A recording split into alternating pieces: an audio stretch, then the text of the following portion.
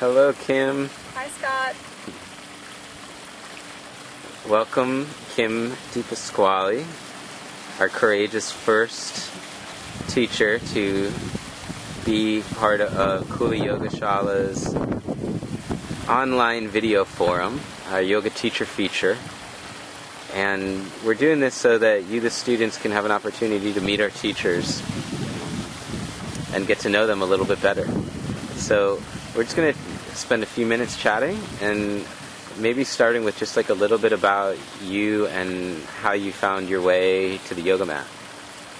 Oh, the yoga path. I'm so grateful. I started teacher training about 2004 and decided to teach or practice yoga while I was pregnant with my second daughter, Ashton, and just thought it would be a really cool experience to connect with this child inside me that hasn't been born yet.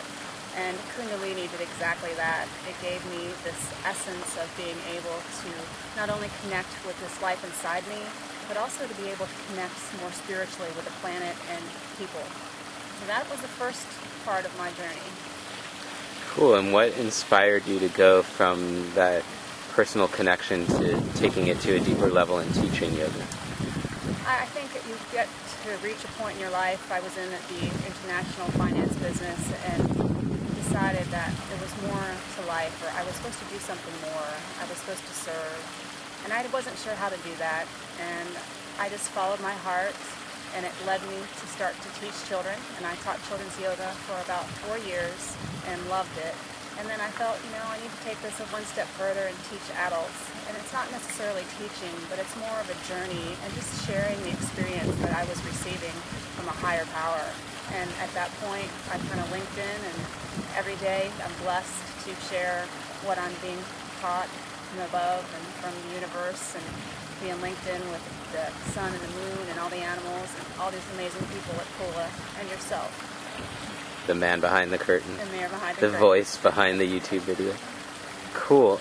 So you went from starting to teach, and you were in Orlando at this time? Orlando.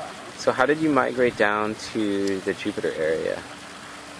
At some point you realize that your roots can't grow any deeper.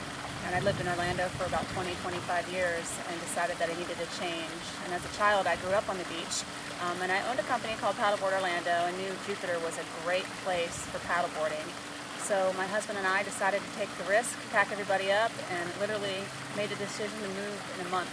Wow. And we ended up in Jupiter in July of last year, and really feel like I found my home. So cool. And what can people expect from, or should there be no expectations, I guess, would be the more yogic thing to say, but, just to give them a feel of, if they were to come to your class, what's it all about? What's your perspective on teaching, and what's the essence that comes through you when you teach? Well, I will always be a student of yoga, and I enjoy learning so very much every day. It's just a new lesson in life. With the class that I teach, it's kind of a combination of Kundalini and a prana vinyasa flow, which has to do with combining and pulsating this energy inside of us, and this energy that we share with the universe, and being able to learn how to work that energy and kind of map into the rhythm of our planet and really watch the sun and the moon. I really focus on following the heart. I think with all the practice that I teach, we do a lot of heart openings, we do a lot of mantra and chanting. It's kind of an eclectic class where you get a little bit of everything, and I just hope that I'm a good enough tour guide to share the experience to where somebody leaves going, oh, and that's my goal. That's awesome. And from what I hear, there's a lot of happening in your class, so cool. It's awesome. And teaching at Kula is a little bit different concept for a studio. What drew you towards wanting to be a part of that? It's so amazing to teach at Kula, because it seems like not only if I listen to my inner and my soul, I feel like it led me there, and I feel like every class that I'm teaching, the whole studio itself is on this vibration that's just so amazing. And it's like we share this energy, every single teacher and every student that's coming in. I've never experienced it in 25 years, of being around yoga, and it's an amazing thing. And there's no words. There are no words for it.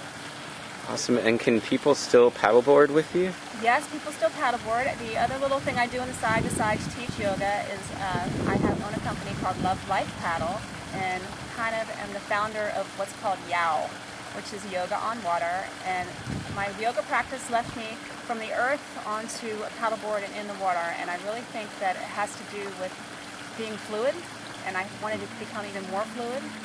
So I ended up starting doing yoga on a paddleboard, and it's just one of the most amazing experiences to connect with the elements and be outside and just be able to float and feel the rhythm of your practice, because the body naturally aligns itself, and it's a beautiful essence.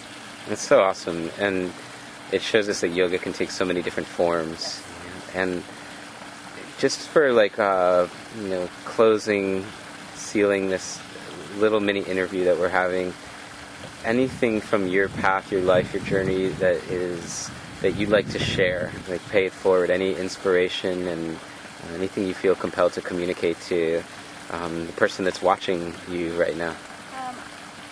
Just follow your heart. Allow the heart to be open. Allow all the darkness and the shadows to be erased.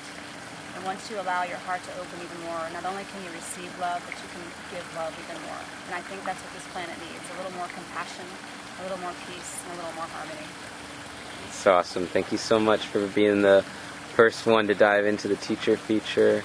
We're so happy to have you at Kula, and namaste. Thank you for having me.